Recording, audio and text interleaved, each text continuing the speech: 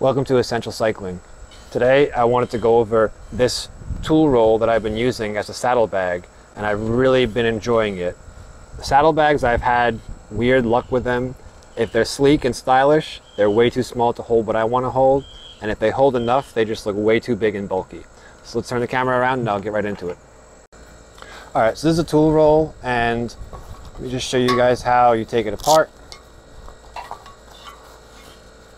So you put things in here and here and here, and when we close it up, we would go like that.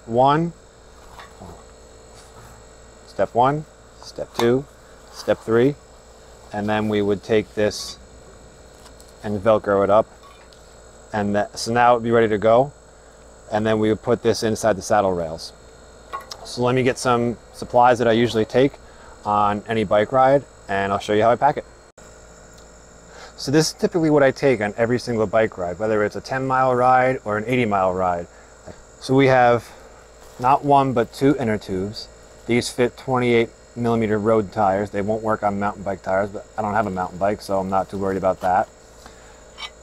These are little quick patch kits. These are the only patch kits that I've actually had luck with. I used to carry 3 or 4 inner tubes, but then I realized I could just put one in and patch it, no big deal.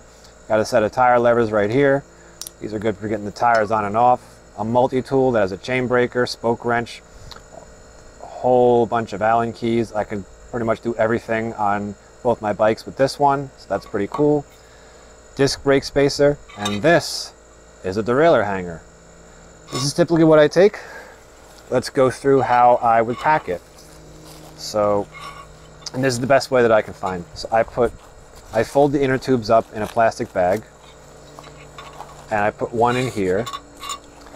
And what I also like to put in here, we can put both patch kits. They're nice and compact. And then I have the tire levers in the middle one. So the middle one's all set right now. Now I used to stuff both inner tubes in the middle one, but I found that it just works a little bit better if I stuff this inner tube in the side pocket. You know, and I'm not gonna sit here and stuff it like crazy just because I don't want to break the valve stem. Then what we do is we take the disc brake spacer and the rear derailleur hanger and put it in the rightmost pocket. I typically have them, they're right here.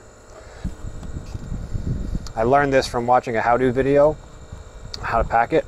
So this goes all the way to the right. What I would typically do next is I would go like this, but then I realized that it's easier if you go like that. Again, not too tight, just nice and snug. Push this in, roll it up nice and tight, and then we take our multi-tool and we go all the way to the outside. Do it up like that, nice and snug, not too tight, not too loose. Keep that down, take our Velcro elastic strap, pull it around, and there we go. Now we're ready to put it on our bike. That's it, simple, compact, fits just enough.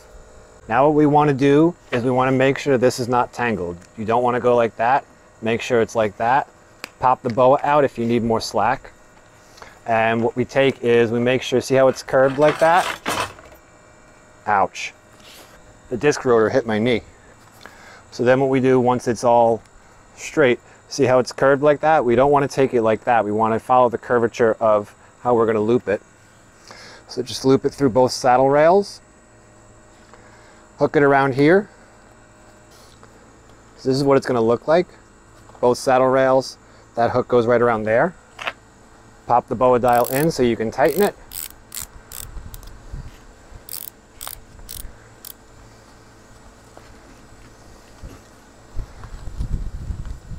And you want to make sure that it's not too wide right here, otherwise it'll hit your knees as you're pedaling, the backs of them. And I usually like to crank it down pretty good.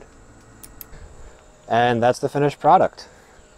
So for what it holds, I think it's really good. It's nice and stable. It's the view from the back. Another plus is if you have a light like this with a little clip, you could just clip it onto the back right there. I've done that before. It works in a pinch. Just gives you some options. So one day has passed. I took this bike out for a ride, 23 miles, about an hour and a half. I put it in and out of my car, and I didn't touch the seat roll, and this is what it looks like. So it didn't sag at all. It didn't move around. It didn't hit my legs. It was good. It did exactly as it should have.